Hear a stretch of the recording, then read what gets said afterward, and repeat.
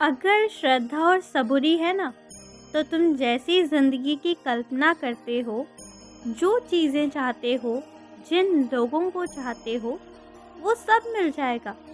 और अगर श्रद्धा और सबूरी है, तो जो लोग तुम्हारे लिए गलत हैं, फिर भी जिनको अपनी ज़िंदगी में लाने की तुम ज़िद कर रहे हो ना, और मान नहीं रहे हो, तुम वो भी समझ जाओगे।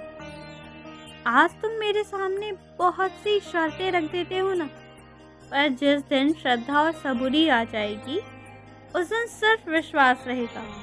उस दिन सवाल नहीं करोगे, उस दिन सिर्फ विश्वास करोगे कि जो हो रहा है वो साईं की कृपा से हो रहा है। और फिर देखना, उस दिन तुम्हारी जिंदगी सच में बदलनी शुरू हो जाएगी। उस दिन तुम अंदर से खुश रहने लगोगे। वो वही दिन होगा जिस दिन से तुम्हें सब मिलना शुरू हो जाएगा। तुम्हें बुद्धि मिलेगी, तुम्हारी पिछली की गई मेहनत का फल मिलेगा, सब मिलेगा तुम्हें। लेकिन श्रद्धा सबूरी रखना ज़रूरी है।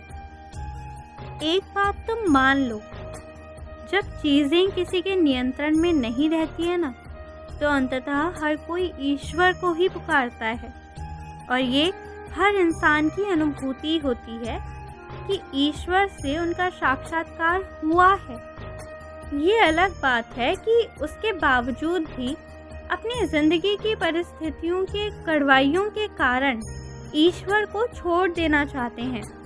पर जिससे भी पूछ लो, दिल से पूछना, चाहे वो तुम्हारी नज़रों में अमीर हो या फ़कीर हो, सबका ईश्वर से कभी ना कभी साक्षात्कार हुआ रहता है। कोई तो ऐसी अनुभूति होती है जिससे उसे ये पता रहता है कि ईश्वर है। तो मैं तुम्हें भी यही समझाना चाहता हूँ कि मैं हूँ, और ये तुम्हें समझना पड़ेगा। अगर हर चीज़ को तुम नियंत्रित करने की कोशिश करोगे ना, तो सिर्फ परेशान होने लगोगे। तो इसलिए कुछ मत करो, जाने दो। जो जैसा हो रहा है उसे होने दो। वक्त जो जैसे जो मांग रहा है, तुम बस उतना काम करते जाओ। मैं अपने बच्चों को अकेला नहीं रखना चाहता, सबके साथ रखना चाहता हूँ। लेकिन निश्चित ही मैं ये चाहता हूँ कि हर बच्चे को अगर ज़रूरत पड़े कि सिर्फ अपने साथ रहना रहे, तो वो उसमें भी खुश रहे। बस यही सिखाना चाहता हूँ।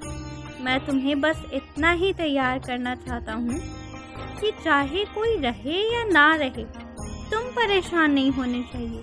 तुम्हारा मन शांत रहना चाहिए।